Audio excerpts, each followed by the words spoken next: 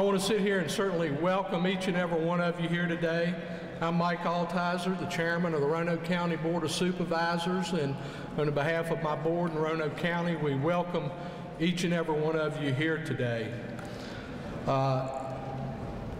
Tonight's forum represents an unprecedented event in recent history. I cannot recall the last time we had this many elected officials in one room at the same time for the sole purpose of addressing new ways to maximize our economic development potential. Speaking of elected officials, we need to pause for just a moment to allow Roanoke City to officially call their meeting to order. Roanoke City Council will come to order. Ms. Botetourt, will you please call the roll? Ms. Price, here. Here. Here.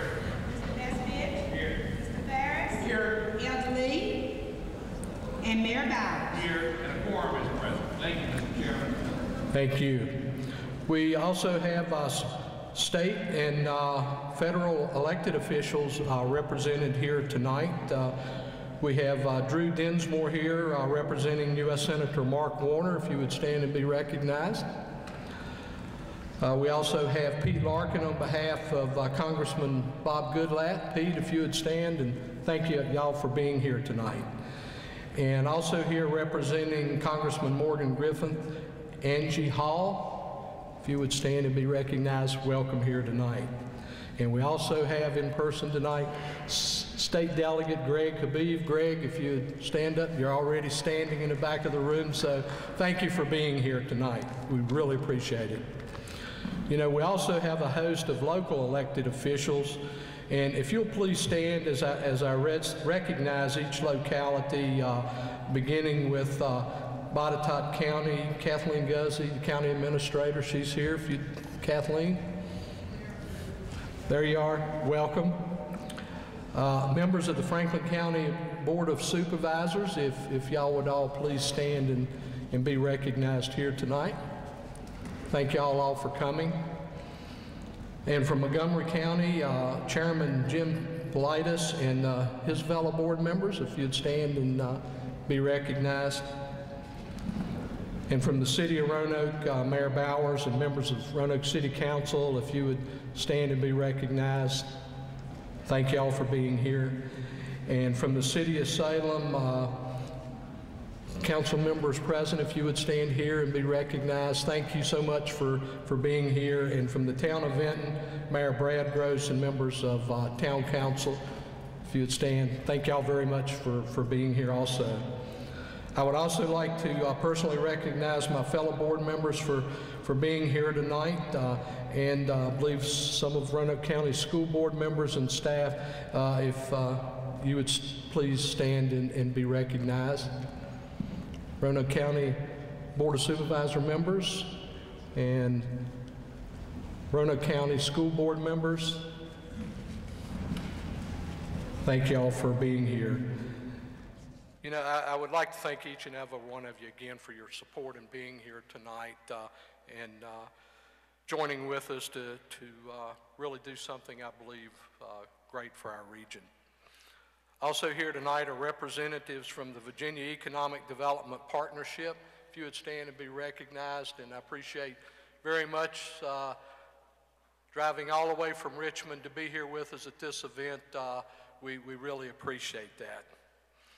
And I'd like to also recognize our utility partners, including the Western Virginia Water Authority.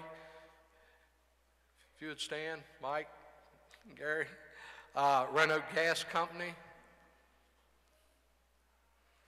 American Electric Power, and any of our other utility providers. And I hope at this time I've not missed anyone. Many of us in this room have enjoyed a long history of working together through organizations like the Roanoke Regional Partnership, and I want to applaud our many achievements over the years.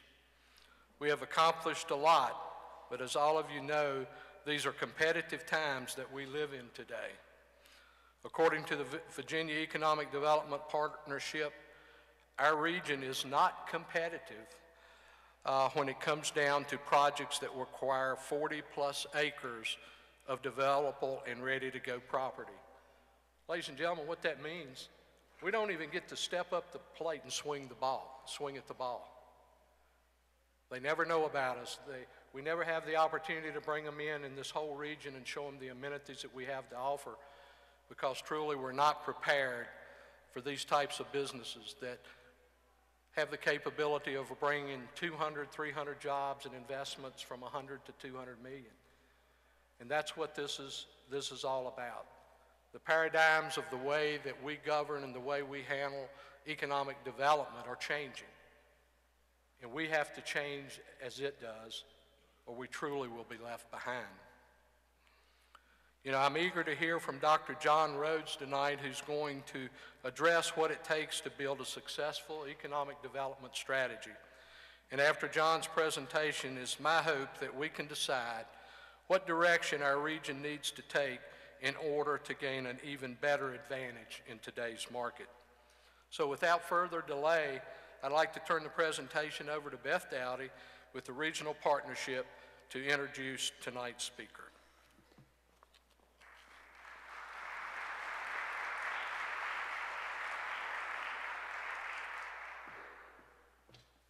Thank you, Mike, and thank you all for coming. My objective tonight is to get us all home by 9 o'clock for tip-off. John Rhodes has been in economic development for more than 20 years as a site selection consultant and consultant to communities. He's senior principal of Moran, Stahl, and Boyer. He's directed business location projects for companies such as Corning, FedEx, Prudential, Pella, Merrill Lynch, but he's also consulted with communities and worked with them, communities across North America, including Botetourt County in our region and many others in Virginia, to develop long-term economic strategies, labor market studies, and resource evaluations in support of economic development. John's helped communities and companies gain a competitive advantage, and that's because he's known for telling communities not what they want to hear, but what they need to know. That's why he's a sought-after speaker and an author, and I'm very glad that he's here today. So join me in welcoming John Rhodes, who's going to speak about the strategic principles behind business attraction.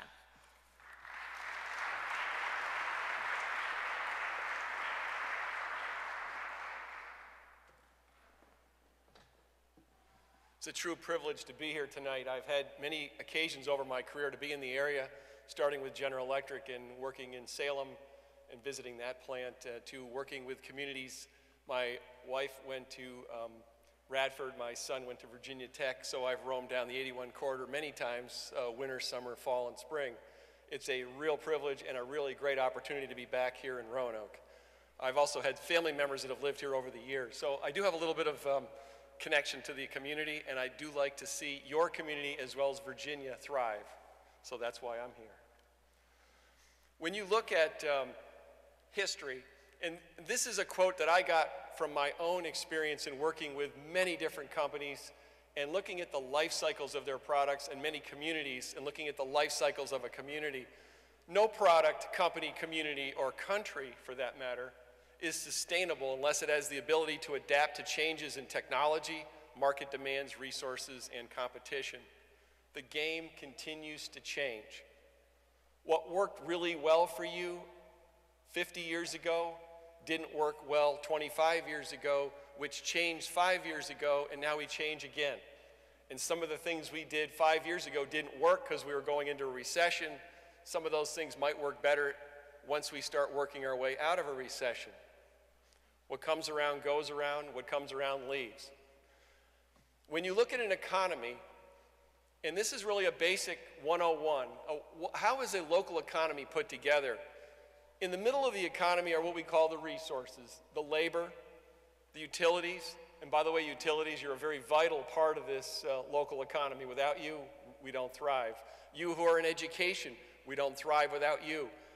And you that are in government, we don't thrive without you either. It's the working together to bring those resources to bear. When you look at what I call a level 1 employer, those are the employers that bring cash into the local economy from outside the economy. These aren't better than anybody else, but you just have to realize the role that they play is in bringing cash in. They can be anything from a government agency that is state or federal, because they're bringing cash in from you, not the local government, agriculture, manufacturing, tourism, etc. And of course, you're very proud of your regional health care and retail that you have here. The second tier are those businesses that serve the level 1 businesses. We call them the multiplier businesses. When a large, like Carillion is here, there are support services that come in and serve them. If they're not there, the level 2s go away also.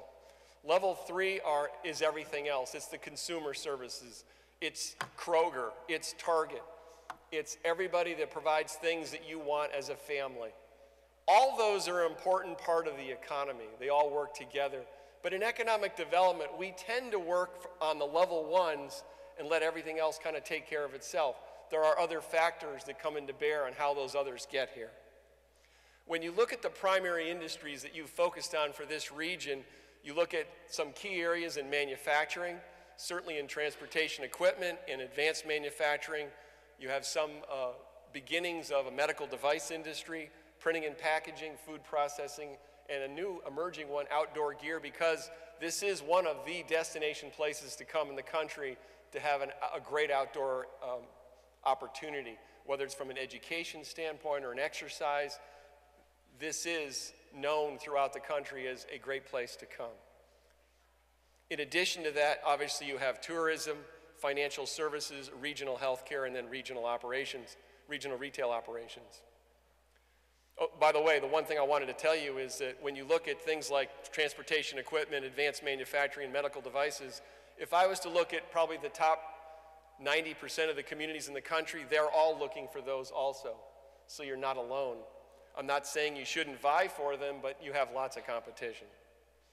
When you look at the end of the day, you as government officials are trying to bring business to the community for 4 basic reasons: the quality and variety of jobs for your citizens, the size of the tax base versus the amount of demand that that company has on your services, resource requirements versus available resources.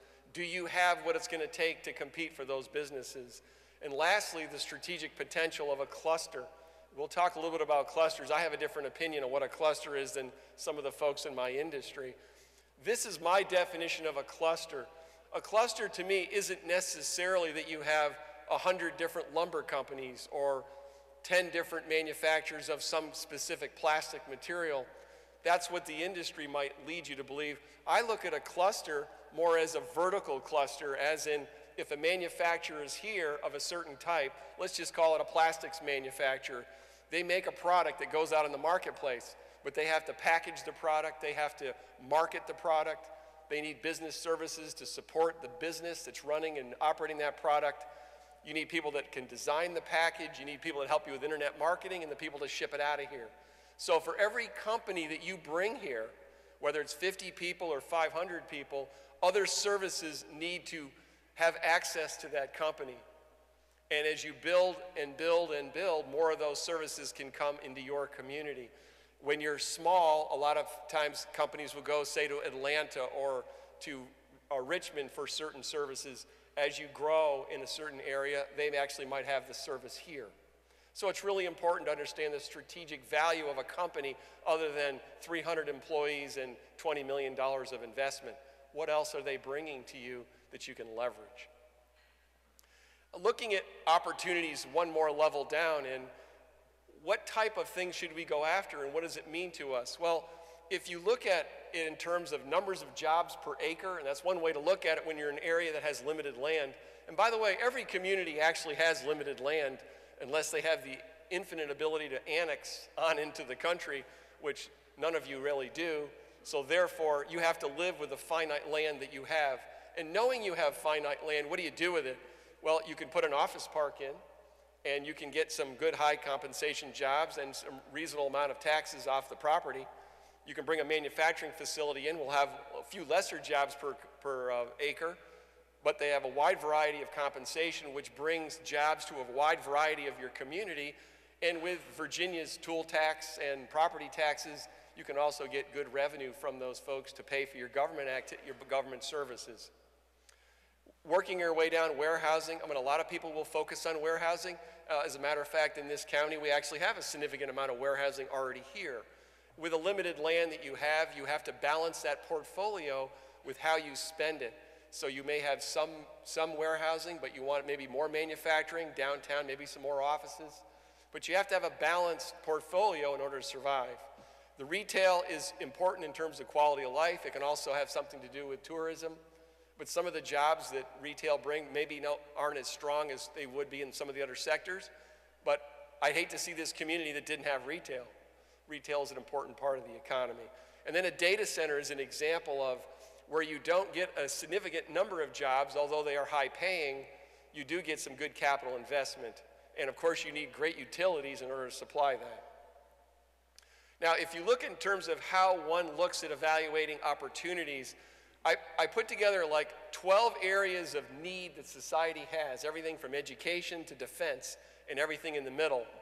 When you look at the world around us, what's driving impact on those 12 areas? Well, it could be everything from government policies to the cost of energy to global dynamics. Those are all the things that unto themselves are pushing down, challenging, changes in technology, world unrest and terrorism. All those things are driving a demand or making a change in those 12 areas in the middle. Out of those 12 areas come specific opportunities, whether it's a service, a product, commerce, or tourism will fall out of one of those areas. And then below that are the strategic location and the access to resources to support that. So let's look at this very specifically. Let's look at, say, food processing. A lot of people want organic food. They want food that has a tag on it in terms of where it comes from. They want to know who the farmer was. They want to know where the packaging came from. They want to know where it's processed. They want to know how good it is. So if you came up with a Shenandoah Valley brand of a food that you knew exactly where it came from and you market it to the world, they get real excited because why? People are very respectful of a Shenandoah, New River Valley. This part of the country has a lot of respect for brand awareness and also what that brand means. As far as the food goes, society is driving people to want more healthy food. So what you produce, how you produce it is very, really important. Looking at the resources, I'm not going to read all this, but the bottom line is, if you want the presentation, we can get it to you, but the bottom line is there are a variety of resources that are required to support an economic development opportunity, from workforce to education and training to real estate, utilities, and on and down. Even the quality of life is an impact. Now, the quality of life is an impact really only when you're bringing people into the community, not necessarily hiring people locally, because people are already here and they're happy with the quality of life. So if you're influxing a lot of people, you do have to worry about your quality of life. And if you want to retain people, like college students, you need to reflect their quality of life. Another point that I want to make about what's the realities of economic development is life cycle. A lot of people want to bring a young company into a community, or a young company starts in Montgomery County, just outside the gates of Virginia Tech, and it grows, and then it grows and it exceeds the resources that are there, maybe in land or size of facility, and they're looking for another place to go. So as they cycle from being a startup, which really needs a special type of access to capital, it needs a cheap facility, a low-cost facility to operate in, it needs very entrepreneurial people and things like that. Then when it gets to be a more mature company, it then wants to deploy itself into multiple locations to meet multiple markets. The game changes. So did Montgomery County or Virginia Tech do something wrong because the company left? No, it's just that the company grew and it needed to do something else in their deployment strategy. Over time, it may grow and become strong. Somebody might acquire it, and that changes how a company is influenced. Or it might just grow right here in this general area. You might have research going on at the university, and you might have manufacturing going on in this part of the region. So it's a matter of really partnering up, and being that you're the next door to one of the most preeminent universities in the country in their research, and then not too far on the other side, You know, you have University of Virginia, you've got a variety of educational institutions to play off of in this state. The idea is, what can you do to leverage those universities to bring business into our community here? Now, here's a point that I want to make about globalizing. We have seen over the years, in the last 20 years, we've seen a lot of business, quote, leave this country to go to China. And we look at it as, that's what happened 20 years ago. It's been happening strong lately, therefore it's always going to happen. Well, let me push back a little bit on this concept of globalizing manufacturing and reshoring, which means bringing business back to the United States. Now, if you look at the percent of manufacturing by country, you'll notice the three big manufacturing companies, the US, Japan, and Germany, at least have been perennially strong ever since World War II. You'll notice that our percentages have been going down and China's has been going up, and then more in the last 5 years during the recession, it's shot up like a rocket. I guess that means they're going to take over the world. At least that's what the numbers might tell you if you extrapolate it. But I'm going to tell you that we're going to make it again in the United States. Now, let me tell you what I mean by that. In manufacturing, you either manufacture parts and components or you do the final assembly. And what's happening is many of the operations might allow some of the components to be made overseas, but it's just getting too expensive to make a final product, particularly if it's relatively large, like an appliance or a car or a piece of heavy machinery. And because of the cost of transportation, they just can't make it anywhere and then ship it anywhere. They have to decide where in the world they want to make it. So what we're going to start seeing is these hemispheric strategies. Where the final assembly is going to be for North America is going to be in North America. Europe is going to be Europe, and Asia is going to be Asia to some degree. Now, why has that happened? Well, the cost of fuel in 1995 it's now 4 times what it used to be in 1995 when we started this thing about putting people overseas and bringing products from overseas over. The cost of labor, real estate, and energy and operating costs in China have gone up significantly since then. They now have a middle class. They didn't have one 20 years ago. The supply chain and the inventory, they require, many of the folks that are making product over there require you to pay cash on the barrel before you ship the goods here. Now, if you're paying cash for a product that's being made in April that you're going to sell at Christmas, and it's sitting half of its life in Long Beach, on the wharf in Long Beach, California, and then it finally trickles itself across the country, you're paying on a dollar that's sitting out there for 9 months and not getting a return on it, and that's just becoming cost prohibitive. They did not include that in the analysis when they decided they were going to go to China in the first place. Reduced product life cycles. We have smaller runs now, more high-tech products, smaller runs. We change things a lot. Well, you can't go and work with a Chinese company that's tens of thousands of miles away and say, we're going to change this product about every 4 hours. They need long runs of consistency in order to be able to make it, put it in the container, ship it for 6 months here, there, and everywhere, and then get here. So the product life cycles and the product development cycles are getting tighter, so it's not working to bring it overseas. The variation in quality, they found a lot of unpredictability what comes out of those containers. You know, what comes out tomorrow isn't what comes out the day after, and they're having a real problem with quality because American companies stand behind their quality. Increased use of technology, the protection of patent rights. There's been a lot of patent right violations, infractions, which has really hurt a lot of companies that are in technology. More opportunities for automation here, which means the labor content will be less, and bringing R&D and engineering and production closer together is a strategy. And then new strategies to produce goods nearer to markets being served is also a key strategy. So all those things say we're going to see a lot more manufacturing in North America, potentially. Companies like Caterpillar, GE, NCR, Continental Tire, and Ford are all bringing companies back. In fact, a recent survey in the last 9 months was done of companies across the country in manufacturing. 35% of them said we're very strongly considering, if the economy starts to expand a little bit, about bringing our stuff back. When it makes sense and things are a little bit more viable than they are, we're going to make that decision. So there will be a lot more opportunities for you folks in Virginia. The types of products that'll clearly return are the critical production items, certainly the automotive and aerospace and the high-tech businesses, things like medical devices and all that probably never left. They want to keep them here. The large and heavy items, the heavy appliances, some of the furniture are actually coming back now. I mean, come on, we lost furniture, we're never going to get it back. Well, not so fast there. We might actually see things coming back. High technology items, short runs, candidates for high levels of automation and high and uncompromising quality. Medical devices, pharmaceuticals, foods, things like that.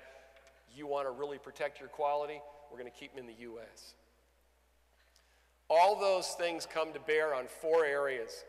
If we can continue to produce the available qualified labor that we need, not only are we going to have to backfill a generation that's about to retire, we're also going to have to get a new generation ready for the new products. If we can support the infrastructure, continually grow our highways, fix our bridges, deal with our infrastructure, deal with our utility infrastructures, and have them available, that will be a factor. Taxes and regulations, and will our nation stand behind a policy that says we want to make sure we do everything possible to protect and to bring back our manufacturing. All those things considered, manufacturing's coming back. All right, we're going to change gears a little bit and talk a little bit about site selection.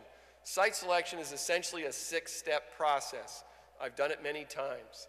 You define the business case, you prepare a risk versus cost feasibility, which basically says, if I want to put a plant in X or Y, what would it cost me versus what I do today?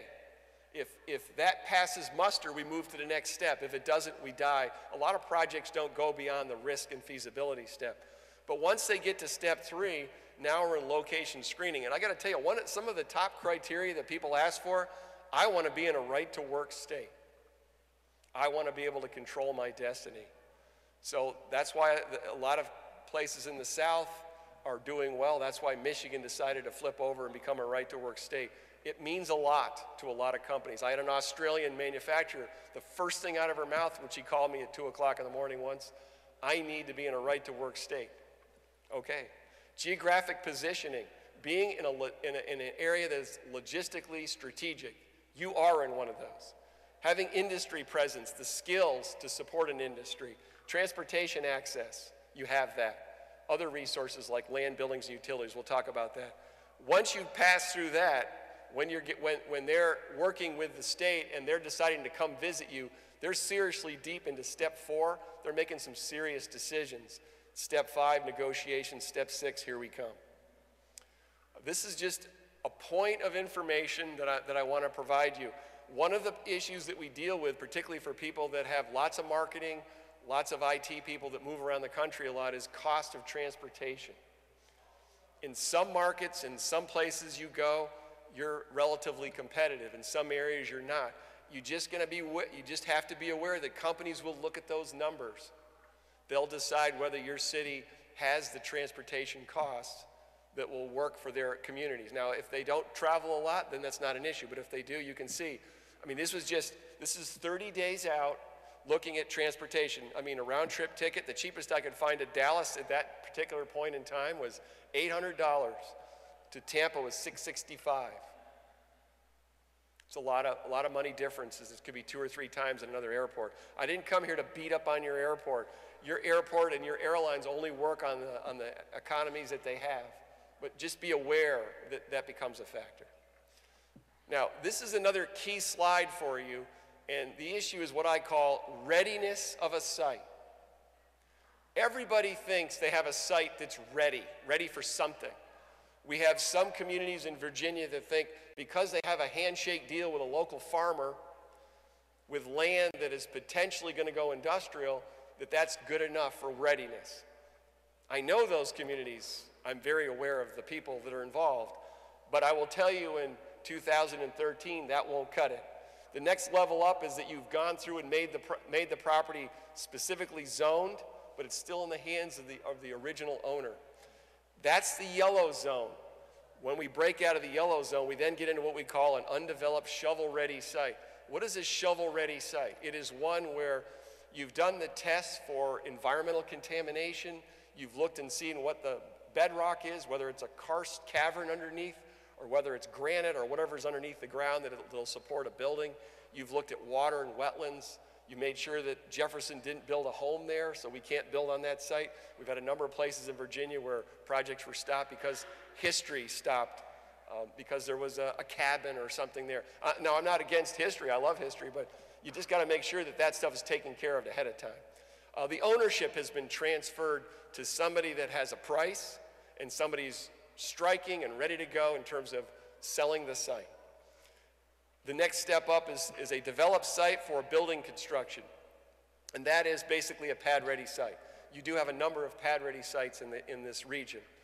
The next level up from that is a little bit closer to having a building, and that is where you define a building for a site, and you folks that are in the permitting side, you permit that building on a virtual basis, which basically says if the building was this big, this high, that wide, that it had this much parking and it had this much retention and this, that, and the other, we will give you an immediate approval on this building.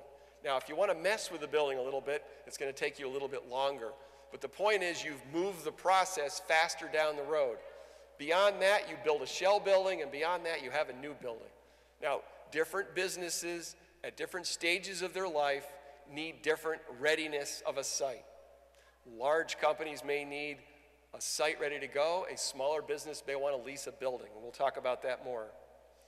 Now, when you're developing your strategy for economic development, and I will say you've got some pretty good strategies within the counties and towns and cities that are represented here. You already know where you want to go. This is what I call an enabling strategy, and this happens to be the one that I'm dealing with here, has to do with real estate. So what you do is you go from the overall strategy to looking at specific resources needed for specific industries, and then you get down to a site, and then you worry about the different resources that wrap around that site. I'm going to go over this in more detail in the next slide, but the point is economic development strategy, looking at resources, looking at land and buildings, and then what do we have? So not to bore you with lots of detail, but when you look at the ring around the site, that would be, let's just call it the 30-minute ring. Around that site, I want to see an airport, I want to see a labor force, I want to see places people can live. When I get closer in, I want to see the support services that I need for my business, reasonably accessible. I want to see a hotel where people that are visiting me can stay. I want to see restaurants, maybe some daycare. I want to see a reasonable transportation. When you get to the site level, there's all kinds of details, which I won't bore you with what a specific site needs to have in order to meet the needs of a specific industry. For example, if you're talking about a food or you're talking about pharmaceuticals, they need water quality, and things that work really well in terms of maintaining quality of operation. When you're talking about other businesses, they need natural gas because they got a bakery with an oven. So there are companies that need more than the average of a given utility. Some businesses need rail access. Others just need interstate access. Some don't need either. Now, there's a thing going around called LEED certified. Anybody ever heard of LEED certified? Good, I won't spend a lot of time on it. The bottom line about LEED certified in this community is, if you want to get gold or platinum, you really almost have to start with a brownfield site. It's really, really hard to get a gold or a silver, get a gold or a platinum LEED certification on a building, which is what a lot of companies like to do by starting with a greenfield virgin site, unless you do a lot of other things. So my point about your communities, if you have brownfield sites that can be remediated appropriately, and you can put a new industrial building on there, you can get LEED certification, doing obviously a number of other things, but the bottom line is having brownfields is not a negative, it can actually be a positive moving forward in terms of what people are looking for. Now, in terms of manufacturing, we're going to whittle down just to manufacturing. Small businesses up to about 100,000 square feet would love the opportunity to come into a community and lease a building that's been discounted over the last 5 years and be able to live in relatively inexpensive space. We all call it the cheap space syndrome. Every call, I'm sure that Mike Lemkohler and anybody gets at the state is always like, what do you got and how much does it cost? So the smaller businesses will look for lease space. The larger businesses, the very large businesses or the very unique businesses will look for land, and they'll look for land that is as ready to go as humanly possible, because every month costs them money. So that if they're looking for a site, they're looking for a site that's ready to roll, not one that's a hope or a maybe or a should or a could. It's got to be ready to roll. When you look at manufacturing also, I looked at your manufacturing properties. We have some really good properties. The only thing that you see about the properties are we've got some very, very large properties for sale. We have I'm very familiar with the JTEC building in Daleville. It's a very nice facility. It's a relatively large facility. You've got the Hanover Direct building. You've got some buildings, and I picked the buildings that had the high ceilings. It seems like every year the ceiling height requirement goes up about 2 feet. I mean, they used to be 24 feet. That was the max, that's what we needed. Now we broke the 30. I mean, I don't know where they're on to. I think we're gonna make like towers for buildings for manufacturing. The other thing that we worry about is age. And part of the reason for age is older buildings tend to be shorter, tend to have code violations if you look at the current. So if I go to put a new facility and a new operation in a building, I gotta deal with all these code violations. I gotta do a lot of retrofitting. Now there's kind of a difference in somebody who's developing a loft apartment versus somebody who's trying to do an industrial facility. They usually have a lot less time to play with. They're a lot more intense on getting things done. And with the industrial side, they're always finding issues that they got to deal with. A lot of times on the residential side, they just gut the building out to the shell and start over again. With the manufacturing, they try to maintain as much which is there as possible. The thing that I wanted to tell you is you do have some facilities for sale. I'm not here to tell you you don't. But the vast majority of buildings that are here, no surprise to you, are 40 years old or older. And if you're a company owner and you go into a building that's 40 or 50 or 60 years old, you could get into all kinds of interesting things relating to code issues, potential contamination, chopped up space, low ceiling, or whatever. So they tend to avoid those. So if you're out and I'm not picking on Vinton, but I was talking to Vinton earlier and love those Vinton nights. If you have a building out there that's like an old mill building and you're wondering why nobody's looking at it, it's probably because, and I don't know this for a fact, so I'm just kidding with you guys. The fact is, if it's really an old mill building, they're a little nervous about what that building may or may not have in terms of surprises. When you look at major sites in the area, the red dots are interchanges, and the little red and yellow boxes are sites. And you would say to yourself, my gosh, you got lots of sites here. And you do. But when you start carving them up as a site selector would, and the way they're carved up is the first bowl line is less than 25 acres. The second bowl line is less than 50. And for Franklin Rocky Mountain Industrial Park at 49 acres, I was not going to throw you under the bus. You got to be a 50-acre site, okay? That wouldn't be fair. So 50 to 100, and then there's the over 100 acres. Now,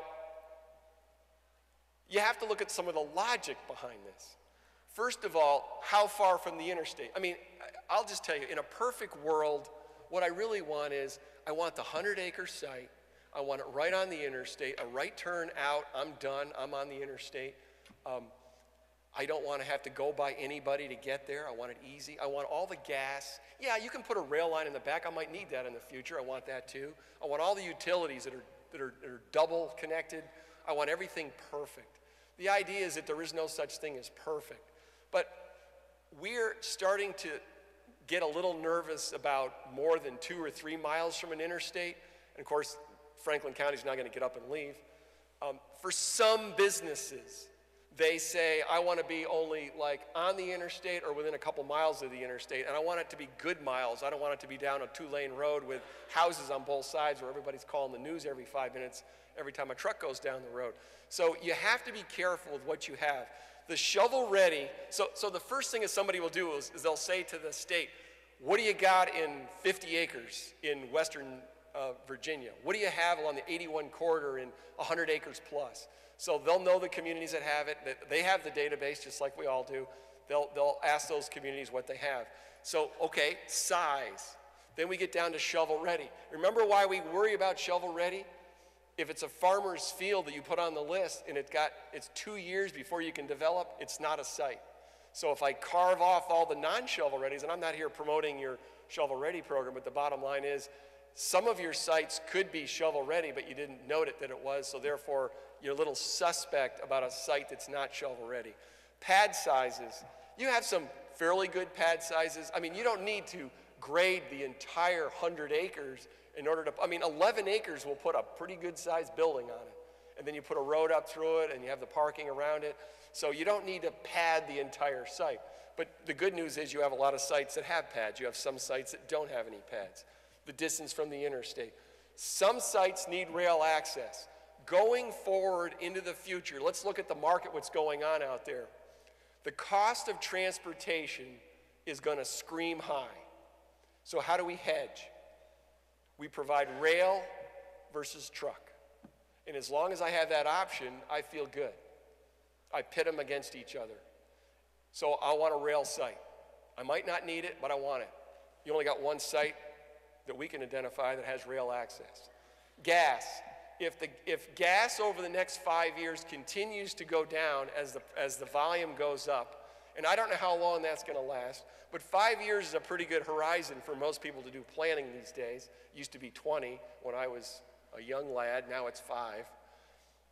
I need gas because I can get cheap gas for space heating and process. And if you don't have gas, they're going to ask you a lot of hard questions. This is a little bit of a data dump in terms of what the folks learned that Beth's team did to look at what's going on in terms of project activity.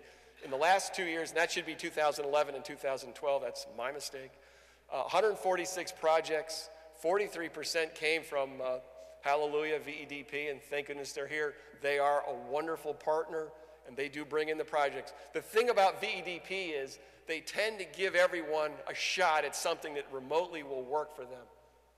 They don't try to judge you. They try to give you the best shot. They try to let everybody take a shot at something if they can. 60% had something to do with manufacturing. In 2012, 40% of them wanted 50-plus acres. You have a few sites that are 50-plus acres, but what about all the sites at the bottom? Well, one of the issues that you run into when you start getting down to the 10 or 15-acre sites, those sites are really meant for a 50,000 square foot building. Remember what I told you about people that want 50,000 square foot buildings? They want to lease a building, they don't want to build it because they can do it a lot cheaper. So by having a small site, I'm not saying that you shouldn't have small sites, but I'm just telling you in general terms, what happens to really small sites is people don't know what to do with them because the people really want a building. So if you virtually built a building and you had a developer queued up to do it, you might have a better chance at selling a smaller site to a smaller company. In terms of real estate product efficiencies, as VEDP says to us as a team, you do really lack a lot of those 100-acre sites. Now, I realize that you don't have a lot of 100-acre places out here. We may have to recoin what we do within the city limits, within the county. We may have to look at brownfields. We may have to look at older industrial facilities and look at how we do things going forward. But a lot of people are looking for, quote, the 100-acre site. Rail sites of all sizes, I already told you that. 20 acres with interstate visibility, I already told you about that. Modern available buildings, and I told you about that, but I didn't write that. That's what's coming in because people are concerned about really old buildings. Strategic location. If you're looking for a single East Coast site, there's really no better place than Virginia along the 95 or 81 corridors. When you look at population concentration, this is like what they do with GIS. What they'll do is they'll take multiple parameters and put them together. I need to be in an area that has a county that has X population, in an MSA that has X population that is contiguous with an interstate. You would pop up on that. A lot of your friends would pop up on that. Franklin County would not pop up on that, but Franklin County is attached to a region that would pop up, and if the opportunity was better suited for Franklin County, Beth would make sure that you got a chance to take a shot at it. That's why you're part of a region. Another thing is that when I was working for VEDP on a food industry thing, we looked at concentration of industry. Remember how important that was? Well, the city of Hallelujah, the city of Roanoke's got some food processors. You're at least in the hunt there. Now, when it comes to northern Shenandoah Valley or when it comes to the greater Richmond area, you obviously are a lot lower on the totem pole than that, but at least you're in the hunt. Some company will look at you. When you look at access to flat land, near an interstate, reasonable cost, at a high level of awareness, companies will do that. Now, if they got out their geography map, they would say, your part of the world is too mountainous and there's probably not a lot of sites there. That's not fair. Some people will do that. Just so you know, you may be at a potential perception disadvantage because people think there's not enough sites here because there's a lot of hills here, a lot of mountains here. That's not to beat you up. That's something you just have to overcome. Now, with VEP in the process, they'll decide whether you've got the sites and they'll send them to you. Now, this isn't meant to poke you in the eye. This is just meant to say what it's all about. Another thing that's going on in the economy, another trend is that when we ship things out and we ship things in, most companies are shipping them via container. Even some of the bulk stuff is becoming into the container. Now, your friends up in Front Royal put an inland port up there, and that's a pretty good size operation, but what an inland port or an intermodal facility does for you, and when I would talk about that Australian company I was working for before, that was one of their criteria. We make things that go all over North America, but we're also going to make things for Africa here in South America. They made equipment that went into the copper and into the lead mine, and all the different mining operations around the world. They needed to ship things out via container, so that we needed to be within like 50 miles of an inland container port or an intermodal facility. The intermodal facility gets you not only the intermodal facility itself, some related distribution, it could also get you value-added manufacturing as it relates to North America and global. Now, it doesn't have to be in your backyard, but it doesn't hurt to have it in your region. A little reflection. This is my quote based on my experience of the last 20 years. Having real estate and being at the right level of readiness will not guarantee a company will show up.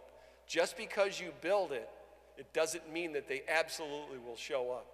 But I will tell you, not having real estate or not being at the right level of readiness will guarantee you that they'll stay away. So what are we saying here? Life is a gamble.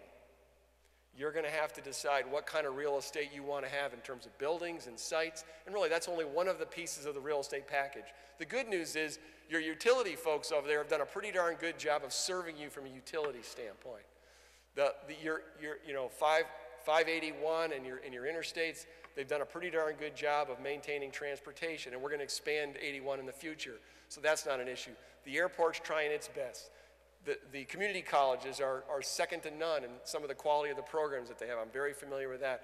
So in many respects, you're doing everything humanly possible to attract business. Real estate has to be considered also in the mix. When you look at an overall program, having vision, strategy, and a plan, and to many of your communities have a good vision, strategy, and a plan, a coordinated team. Now, I dare say, I hope you're taking pictures of this, and I hope you brag about this, but where have you seen in the country where this many folks in government in this day and age, regardless of party or background or anything, have come together to say, you know what? First of all, we are part of this region. First of all, we're part of this state and we want to compete. When you start doing things like this, you're sending a very sharp note out to the world that says, we're in it, we want to be part of it, and we're going to compete. Having a strategic location is a very vital part of being successful. Well, you were born with one. You're just fortunate. Then having a competitive resource package, which includes labor, training, access to capital, et cetera, et cetera. Last slide. As my friend Tom Edison used to say, and I worked for him many years ago. In fact, some of the buildings I used to work in were so old, I thought his breath was still there from the 30s. Luck is when preparedness collides with opportunity. My question for you is, what's your luck going to look like in the next 5 years as you put your heads together? Thank you very much.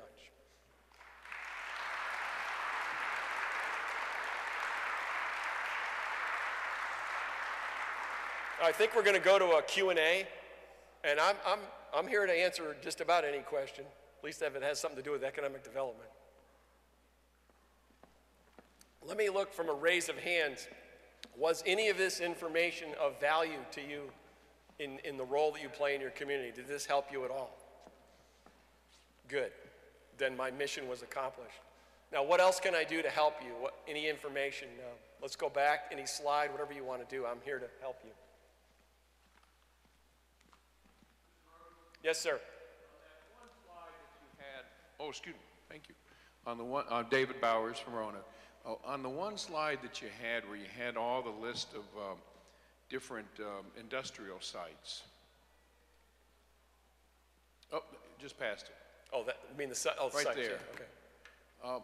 One that I didn't see up there was our Roanoke Industrial Center, which is an old center. The one that's right here? On the river, no sir, right in the heart of Roanoke. It's on the river. It's within a mile or two of the interstate. It's got rail access, plenty of water, and I didn't see that. I don't remember, but at any rate, I would ask, are you familiar with that, or would that? And this was really meant to be a... It's an older site. So. Yeah, it was meant to be kind of a sampling of what you have to start a dialogue. And I wouldn't say that everything that we have in the community is on this list, but it was to give you an indication of the kinds we have. And I apologize for not having that site on there, but we'll look into that. And my point was, you made such an important reference about rail access, and that only on this selection, right. Only one has rail access, and so I wanted to call that to you. Very good. Thank you very much. Anybody else? Did I solve all your problems, or did I confuse you totally? I know you guys better than that.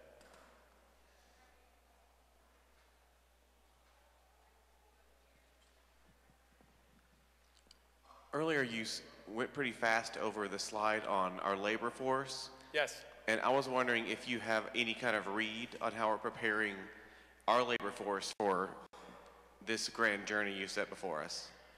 Well, I am fairly, if not quite familiar with your community college network within the region. And let's just put it this way. They're doing, I think, a pretty darn good job of meeting the needs of employers that are here. But I also know that a number of your community colleges are poised to make those changes needed for new businesses that want to come here. So to me, that's a very healthy situation where you have a community college network that not only cares about who's here, but they're waiting to see where you want to go with it, and they're willing to take you. There's a lot of places that I go to where they say, you know, get in line, take a number, and maybe someday 5 years from now we'll have a program for you. But if you're looking for some kind of a non-degreed related certified program, these guys are pretty good at putting packages together. So I feel pretty confident about your education system here, you know, post high school. Yes, sir.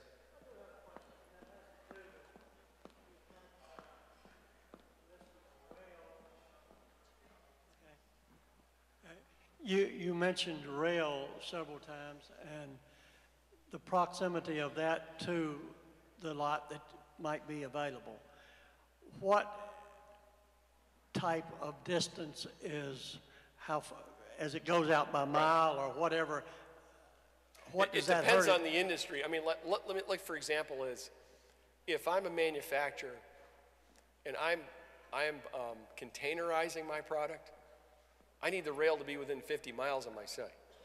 If I'm a heavy manufacturer, I need the rail to roll into my yard. Or if I'm a food processor, like the Gatorade plant down in south on 81, they have rail right into the building because they offload sugar and they offload a number of things for making Gatorade, a number of components in there.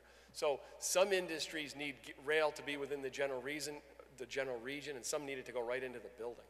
It just depends upon the nature of the operation.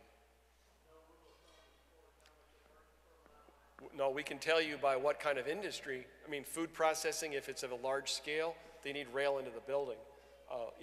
Fabrication and things like that, they need to have a container port within a certain mileage. So we could literally put a matrix together by industry, what kind of rail access, if any, that they need.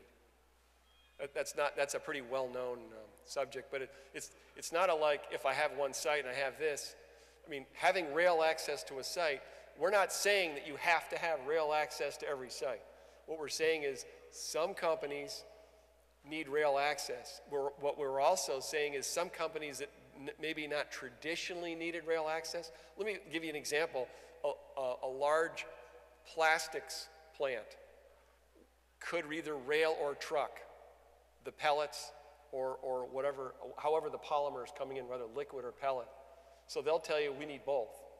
They typically will maybe go by truck, but if truck gets too expensive, the crossover of the economics, they want to go rail. So they want to have the option for both. So if you're looking for making flexible sites of the future, one thing you might want to have in your portfolio is that you have sites that have rail to a building that's relatively high, relatively wide, and very flexible. That could be used for a multitude of different industries. So that's what you're trying to do, is not shoot for one company. You're trying to shoot for a variety of companies for what you have.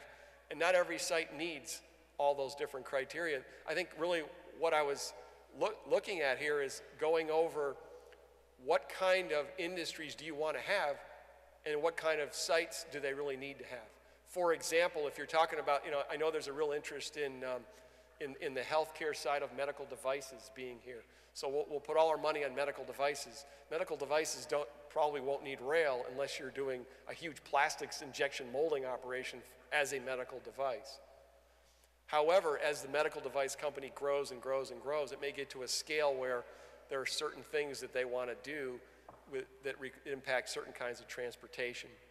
So you can look at the resources you need by industry, by size of company, and you can predict which sites would work for which kind of industries. So if you're in Vinton and you've got a certain size site and you're a certain distance from the interstate, certain distance from the interstate, and you go, well, what would we do for? We're 8 miles from the interstate. You told me I need to be within 1. Well, what kind of businesses would work there? Well, smaller businesses might work there. Certain kind, we can actually lay out the kind of businesses that would fit in different kinds of sites here. I don't want to get stuck on just rail questions, but I do have a question here. We have a bulk transfer station that's located by Norfolk Southern. Yes, I drove. So for those of I went us by it this afternoon. There you go. So for plastic pellets and flour and acetic acid, and people can pull those tankers in. How does that factor in, and do companies that are asking you for locations take into consideration those bulk transfer stations as a good alternative to rail on site? It is certainly part of the mix, and I think it comes down to what else do you have versus somebody else in another area? What's their cost structure? I mean, it all comes down to cost, logistics, how you're going to do things, and if that works perfectly well for somebody else and the site is perfect and the labor force is perfect and the cost is, they'll come here. If they go to North Carolina and they can get a different situation and they like that better, they'll go to North Carolina. I think having it is a plus. Not having it is probably a negative, but it won't work for every customer. But it's nice to have it in the mix.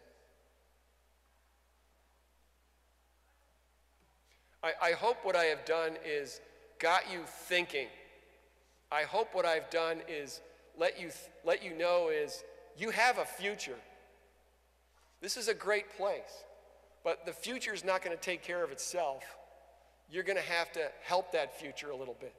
You're going to have to decide what is it we want out of that future and how are we going to get there and how do we connect those dots. In today's economy, you can't just hope it shows up. A random act of maybe. There are some things that you do need to do in order to be prepared, in order to be competitive. I wouldn't recommend you doing excessive amount of investment in some areas and it's just luck, because we got a lot of taxpayers out there that are really, really nervous about where taxes are going. However, there may be some wise investments, there may be some creative strategies, there may be some partnerships that you do. In a lot of communities, the development side of the community steps up and does things that the public side just doesn't have the funds to do. Now, you're in a community where we don't have a huge private development side community that's willing to build a spec building somewhere. But I will tell you, in a number of your competitive communities, they have that, which then puts you at a disadvantage. So we have to think creatively and we have to be focused on what it is we want to do and how we're going to grow our economy with the resources that we have here with our abilities. Because everything here is not negative. There are some very strong assets, and there are some very unique challenges. What makes this community as beautiful as any community in the country also makes things a little challenging in terms of we don't have the back 40 to go to that a lot of communities in the Midwest have. So we live with what we have for challenges, and we make our assets, and we move on. And that's really what I've been doing with a lot of communities in Virginia, is just we need to move forward. We're a great state. We got a lot of opportunities. So with that, I think I'll turn it back to Mike. You're on.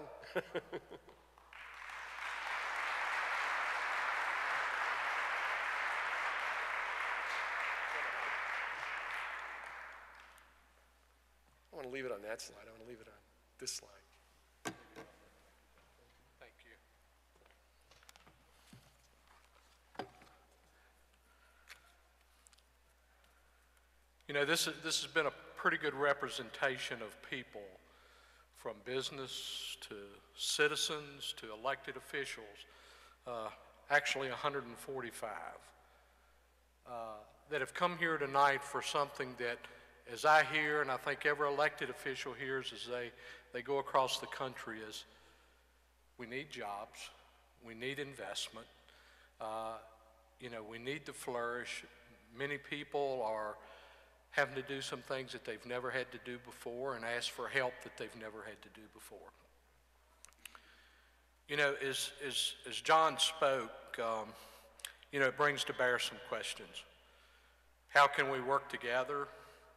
How can we strengthen our teamwork in such areas of infrastructure development and shared resources? What is it we're looking for? What is it we can do? What is a pathway? What is a mechanism? How do we do it? And I think we all probably sit here tonight and say, we don't know. There's been a lot of things that have been brought to us. There's a lot of things that need to be answered. There's strategies that need to be developed and people to do homework. And if we could accomplish anything tonight out of this meeting, is that I would ask that the localities are here, and feel free if you want to say yes, but we need answers to those questions. If we are going to be prepared, are we going to be stronger doing things together? Are we strategically going to make better decisions than 7 people or 107 people? We all know a little bit about everything, but I tend to think the more people we have involved, we know a whole lot more about a lot more things as people begin to collaborate and talk and figure out how we're going to accomplish this. I would just ask tonight that we come out of here that there is a commitment from the local governments, that there no money involved, some hard cost involved when you talk about labor.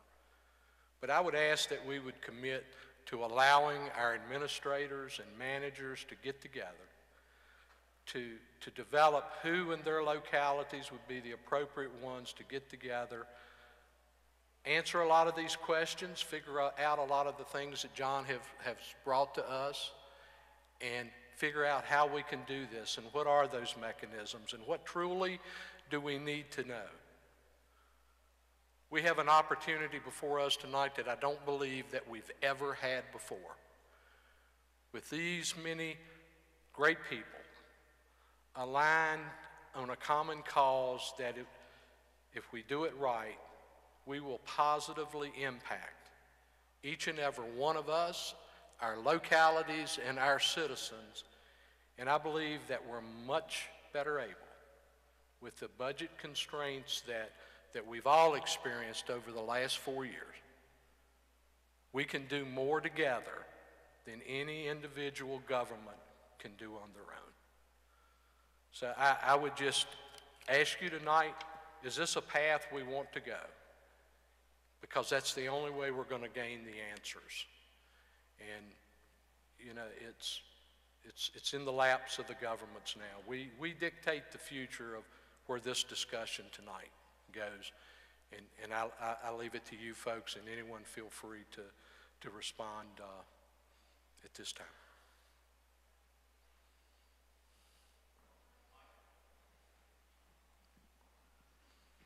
I think that we are in session, are we not, Mr. Callahan? Roanoke City Council is in session. I'm going to move that Roanoke City Council authorize Chris Morrill to represent the city of Roanoke and in joining this task force that you've talked about putting together, and that we participate jointly with our brothers and sisters in all the other jurisdictions to see if there are any solutions that we can come up with to what we've just heard about. It's been Motion. May I, Mr. Chairman? Floor is yours, Mr. Mayor. We are, and just as an explanation, we're in a legal session because there's a clear majority of the council here. Motion has been made by Mr. Ferris and seconded by Mr. Bestpitch, and you're going to hate me for doing this, but the floor is open for discussion. Members of council, any discussion? If not, then on voice vote, all the members of Roanoke City Council in favor say aye. Aye. All those opposed say no. The ayes have it. Motion passes. Thank you, Mr. Mayor.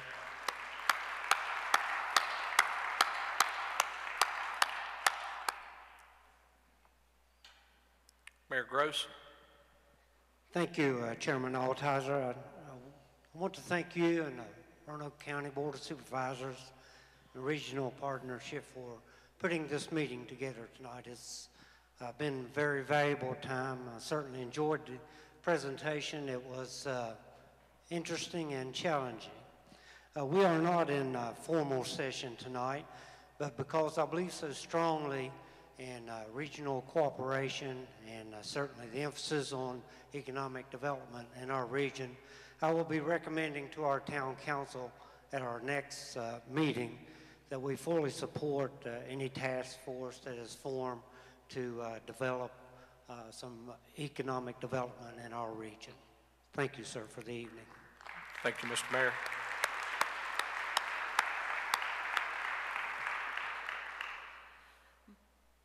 Mike, Jane Johnson with the City of Salem. Thank you to- so much again for hosting us, as Brad said. I cannot speak for all of council. They're not all here tonight. Ms. Garst is here with me. But we too believe in the region's cooperation and working with the regional commission, the Roanoke Allegheny Regional Commission, on many projects, and seeing the spirit of cooperation. We have many, many good people in government in our region, and it seems natural to me that we should all work together towards what I see as being very, very important to all of us. So we too will discuss and authorize Kevin Bogus, our city manager, to go forward and set up a committee of Salem people to join you in this endeavor. Thank you. Thank you, Jane. Chairman, appreciate the invitation tonight. And we discussed coming down here, and the board said, go. We have 3 of our board members. We don't have enough to make any type of decision tonight. But we will take it back to our board and see how far they'd like to go forward with this. Thank you, Mr. Chairman. Mr. Huff. Mr. Altizer, our chairman and vice chair, could not be here tonight, but by consensus of the Franklin County Board of Supervisors, they've asked me to nominate myself to do whatever is necessary on behalf of regional cooperation. Congratulations. Thank you very much. Franklin County very much values our regional partners and continues to want to look for ways that we can better the region. Thank you very much. Thank you. Mr. Altizer? Mr. Altizer? Yes. I too apologize for the Botetourt, sorry. Ms. Board of Supervisors were unable to attend this evening, but similar to Mr. Huff, I believe I would be the one they would nominate to represent Botetourt County in this endeavor. And as one of the newest members to this region, I really applaud the cooperation we have already, and I look forward to reaching it to higher levels. Thank you, Kathleen. And as the chairman of Roanoke County, will have placed on our next agenda discussion and recommendation to our board that we would send Mr. Goodman along with the other managers and administrators that's been mentioned to turn this over to staff, and that will be my recommendation, to do this and to move us forward to that step of answering questions, plotting a plan, and doing something that's probably never been done this big in this region before. And I stand here before you and just say to you, I'm certainly very passionate about this, but none of this can be done without each and every one of you who attended this meeting tonight, who dedicated your time, who left politics aside, that we can come together and work as a unit for the betterment of our localities and our citizens, and all join and have benefits from this. And I also say to my friends in the utilities from Roanoke Gas, the Water Authority, and Appalachian, we can grade something, and we can cut down trees, and we can have nice pads and ready sites. But you are a valuable and integral part of anything that we do, because without utilities, none of this works. So I would hope that you would talk to your folks or make a commitment to working with the folks that are designated to do this, so that we would have your valuable input in what can and cannot be done in utilities to make this a successful venture for everyone. That's a good sign. I will close, and I'll just close with two more remarks. I can't thank you enough. This is something truly magnificent that has brought many localities that join borders, and I think that, this is going to come to set a pace for the betterment of this future, what we leave our children and our grandchildren. And as Franklin Roosevelt once said, there are many ways in going forward, but there's only one way of standing still. Thank you. God bless this great region and this valley and each and every one of you. Good night.